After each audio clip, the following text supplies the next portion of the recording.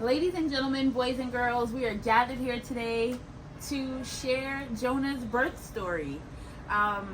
This video has been a long time coming.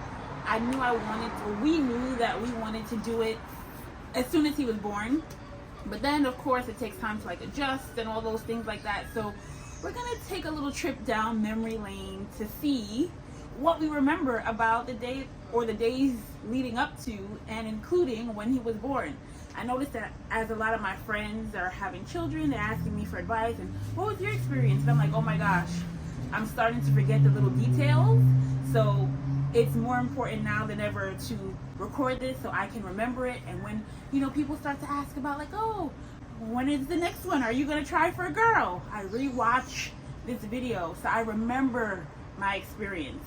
What do you remember about that day? Well, not even the day. Let's talk about leading up to labor. I just remember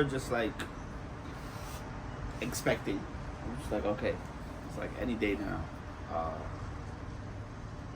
We knew that because we had already passed her due date. The due date had already passed, which was March 4th.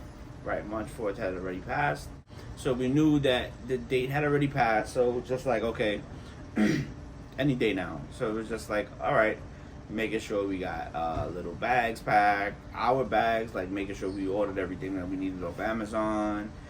I had to go shopping for a little duffel bag to make sure, because she had her bag. She has a nice bag that she was able to pack in. I didn't, so I was just all right, let me get me a nice. It wasn't too nice. It's just a bigger bag. I like Nike, as you can see. But so I went and got me a nice little Nike bag, duffel bag, and just to pack stuff. So we ordered our chargers, long chargers. We ordered little toiletries, as far as shampoo, body wash, little simple stuff like that. Packed bags. Bags were packed. Not really. I mean, for the most part. For the most part. Leading up, right? We're not talking about. I'm giving you the days in one explanation, not day this or day that or the next day, or the bags were packed before we went. So before we went into labor. So that is not completely the truth, but okay. It is. So we were due March 4th, right, which was a Friday. During my pregnancy, I kind of experienced a little bit of high blood pressure, which was something that I didn't experience before. And so the doctor kind of had me on watch. I was taking my blood pressure every day just to make sure that it didn't go above a certain level or below a certain level. And the days leading up to when Jonah was going to be born, so he was supposed to be born on March 4th, which was a Friday. That whole weekend, I started to see some swelling happening.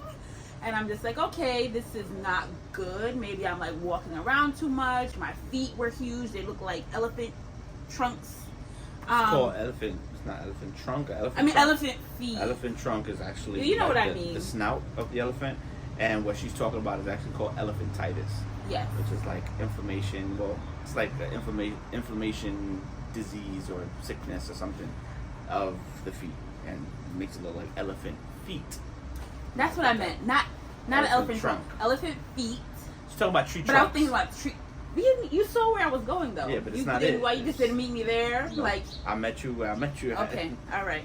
So my feet were looking huge. My ankles, they weren't ankles, they were cankles. And so I watched it over the weekend. Fast forward to Monday. I want to say Monday, March 6th. I was tracking my blood pressure, but it was elevated this time, and consistently so. I was tracking my blood pressure and it was elevated this time, and consistently so. I did it in the morning, it was high, waited a couple hours, did it again, it was still high. I'm oh gosh, what am I gonna do? So first thing, I told Eddie. Second thing, he's tell the doula, call the doula. She's okay, you should probably reach out to your doctor, which the doctor already told me that was a step I needed to take, but I'm just they may ask me to come in. I don't really want to go in. At this point, I am 41 weeks, and counting, I want to say, or no, I'm 40 weeks, the Friday that he was actually born would have been 41 weeks, and they're like, hey, he wasn't born on a Friday. I know, no, the Friday of the week that he was born. Okay. I would have been 41 weeks, and they're just like, we don't want you to get to 42 weeks. Like, you could be pregnant up until 42 weeks, but they're just like, we don't want to wait to the end. So they said, hey, if the baby doesn't come on March 4th, you have until Monday, March 13th, to have that baby. And I'm like, cool. I wanted to give him a chance to come naturally on its own. I wanted to experience the water breaking and all that stuff. So call the doctor. The doctor is like, come in for testing. We just want to, see if everything is okay. And I'm like, oh gosh, like, I was not packed. I had things together, but there were still miscellaneous stuff that I had to run around and find. I had like 3 pajamas. I had like multiples of a lot of different things, and I was missing snacks. Can't forget about the food. Food is important. So I can't remember the details about what exactly I was missing, but I knew that like my bags wasn't completely packed. And then like when you are going on a trip or something, like your little toothbrush and bags. I mean, weren't completely packed. Bag. What I started to do was just put like the things that I knew that I kind of wanted to take with me, like put it all in a dedicated chair in the living room, and then. Don't mind that. This is Brooklyn, so it's a good time. Dad wanted you to experience. It's outside. We're always in the house shooting. It's like let's get some breeze. It rained today, so it's like we've been having like a heat surge this past week. Like every day was like in the 90s, and it was like humid 90 too. So it was like wasn't a good time, especially. And then like work started back. I work with the Department of Ed, so like work started back. So you're in a school building. It's hot. It's just nasty. So this rain this morning is nice, pretty sizable, strong rain. Brought in this cool breeze. I'm like, we'll just go outside, get some daylight. The person that likes to control things in me is like very like I cannot control the environment, but we will push forward. So like I was saying, I had a dedicated chair where I just put a lot of things that I knew that I wanted to take with me, and was trying to sift through them as time went on. Doctor says come in. This is about like 11 o'clock, but I'm like, dang, if I come in, they're gonna actually like maybe keep me. So, and I had like taken a shower the night before, so I'm just like, I should probably take another shower. I should probably eat. I should probably do all the things that I need to do beforehand, because once we go in, we might not come out. Right? Was that your thinking? Yes and no. I don't know. I guess I was a little optimistic that we weren't, because we had date night planned, right? So it was that night. It was that was a what, Thursday? What day was that? So our date nights were Tuesday, but and what so day? This was a Monday. Okay. So I was optimistic with you. I'm like, I knew Right. the possibility of staying. Yeah. So for me, I was just like, all right, like let's just go in, because I just wanted to, err on the side of caution for whatever was happening with the baby. But it's just like all right, cool, let's go, let's check. Worst case. We actually get this delivery over with, right? And that was not his worst case. That was your best case. You and Judah been saying the baby needed to come for like. Yes, but I'm just saying worst case because it wasn't what we were expecting, like immediately, like that moment. Because we were trying to go see Creed, right? Creed had just come out, so it was like, all right, we're gonna go tomorrow. We're gonna watch Creed or whatever, and all of these other things. So it's just like, all right, cool, let's just go. It shouldn't be too long. They just gotta check on you. Because every other symptom that they asked you over the phone has been like, okay, this seems normal. Let's just go. Let's just get the normal, a verbal normal in person. And they was like, all right, not normal. No, let me fill in the blanks. We got there. So first of all, we called it out at like 11 a.m. We didn't get to the doctor or to the hospital until like 9 or 8. Because she wanted to do all the let's but eat, then we let's had to do find this. childcare, all these different kind of things. It was like a process, right or wrong? A little bit. It was a process. It didn't have to be as much as a process as it was, but it became a process. And then food is always on my mind, and I know that once you go to the doctor, like once they admit you, they're not trying to feed you. All that time just to get McDonald's. I mean, that wasn't the goal. That wasn't the goal. But I'm just, it's like, okay, McDonald's was on the highway or next to the highway that we were taking, and it's like, let me get something. So when we get there, they, run tests. They hook me up to some stuff, and they were just trying to see if my blood pressure would go down, if it would level out. And I think for the most part, it did. It was kind of like going up and down, but yeah, then it never leveled. It never it leveled, but it didn't level to where you could go home. Yes, it did. So it leveled to the point where they were giving me a choice. See, this is why we should have done this sooner, because you were forgetting stuff. No, I'm not forgetting. So they gave me a choice, and they're like, hey, like your blood pressure stabilized. Would you like to be induced to have the baby, or would you like to try and come back later on? I'm like, well, I want to try to have the baby as naturally as I can without intervention. So they were pushing, like, you're already at the 40 weeks mark. You can have a baby. I forgot that. I don't want to misrepresent like the forgot. Keyword forgot. The keyword. I don't want to you don't even know. I don't want to misrepresent the weeks, the number of weeks where you can have the baby. In my mind, I want to say it's like once you reach 27 weeks, you can have the baby, and they'll be fine. In my mind, it's 27 or 37, but I'm leaning more towards 27.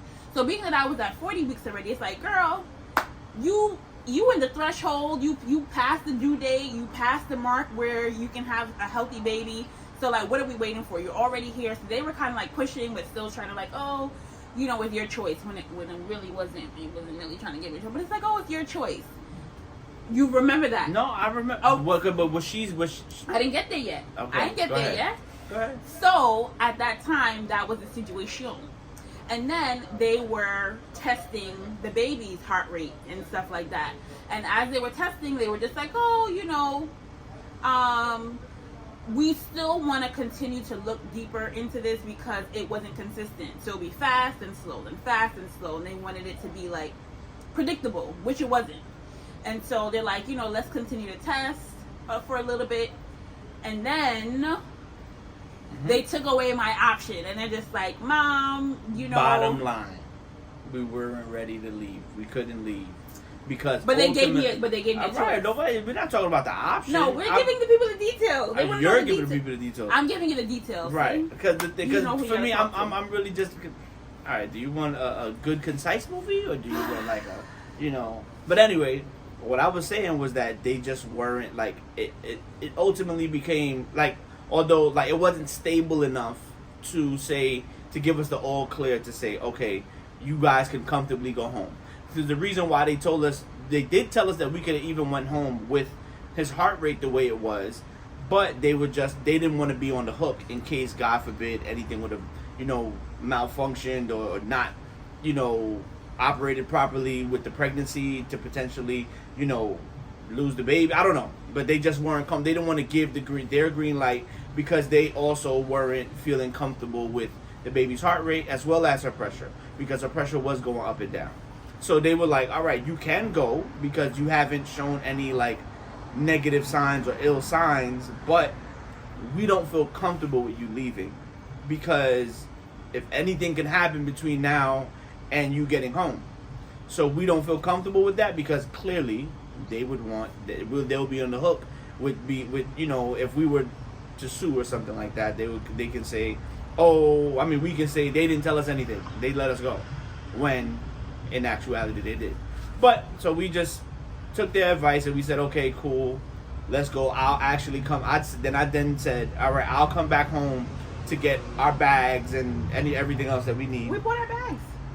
Yeah, our bags are actually packed in the car, thanks to me. No, we bought our bags. See, it's me that got the details. I still had to come back home. I remember you did, because in our getting ready and everything like that, it's like, oh shoot, like we really gonna stay.